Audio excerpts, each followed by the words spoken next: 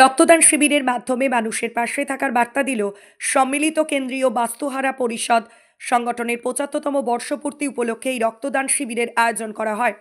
জানা গিয়েছে, প্রয়াত অমরেন্দ্র চক্রবর্তী ও বাষ্ণুপদ বিশ্বাসের স্মৃতির উদ্দেশ্যে এই রক্তদান শিবির অনুষ্ঠিত হয়। হাওড়ার বাঁকড়া শরৎপল্লী মাঙ্গলিক ভবনে এই রক্তদান শিবির অনুষ্ঠিত হয়। রবিবার সকালে এই রক্তদান শিবিরে অসংখ্য মানুষ উপস্থিত ছিলেন। তখন দেখলেন প্রথম কয়েকটা দিন আপনাদের কি অসুবিধা হয়? না, ঠিকই আছে, কোনো প্রবলেম নেই, ভালো লাগছে। মানে রক্তদান তো একটা মহৎ কাজ, তো ওটা করে আমার খুব ভালো লাগছে, গর্ব অনুভব করছি আমি। না, আমি এর আগে ২-৩ বার দিয়েছি।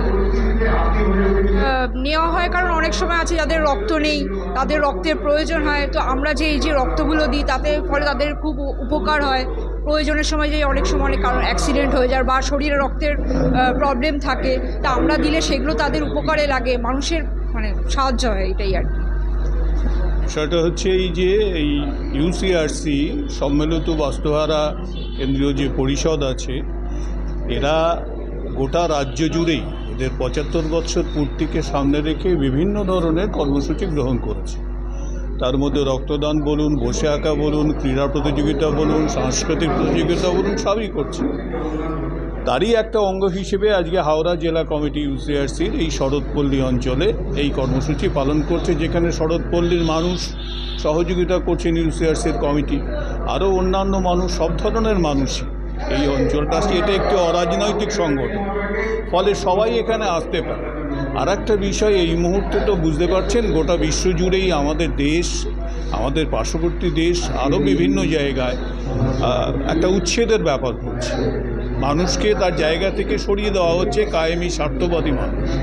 ইউসিআরসি বলছে যে বিকল্প ব্যবস্থা করুন, মানুষের জন্য দেশ, মানুষের জন্য আইন, তো উন্নয়ন হোক, কিন্তু মানুষকে উচ্ছেদ করে না। তো সেই লড়াইটাও ইউসিআরসি করে। পাশাপাশি এই ধরনের শিক্ষামূলক বা সামাজিকমূলক মানুষের পাশে তুমি দাঁড়াও।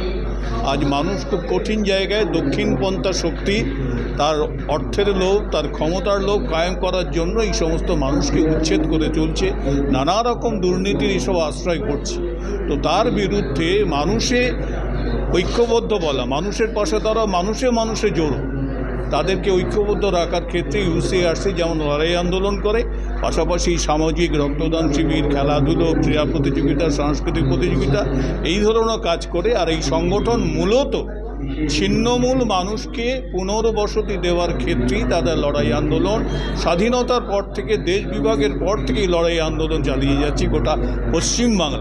সেই কাজের একটা অংশ হিসেবে আজকে এখানে এই অনুষ্ঠান পালিত হচ্ছে। আমাদের ইচ্ছে আছে এখানে অন্ততপক্ষে ৭০-৮০ জনের মতো, দেখা যাক কত দূর আমরা করতে পারি। হাওড়া মিউনিসিপ্যাল কর্পোরেশনের প্রাক্তন মেয়র পরিষদ সদস্য এবং উদ্বাস্তু আন্দোলনের সাথে, গণতান্ত্রিক আন্দোলনের সাথে আমি যুক্ত আছি। আমার নাম সমীর সাহা।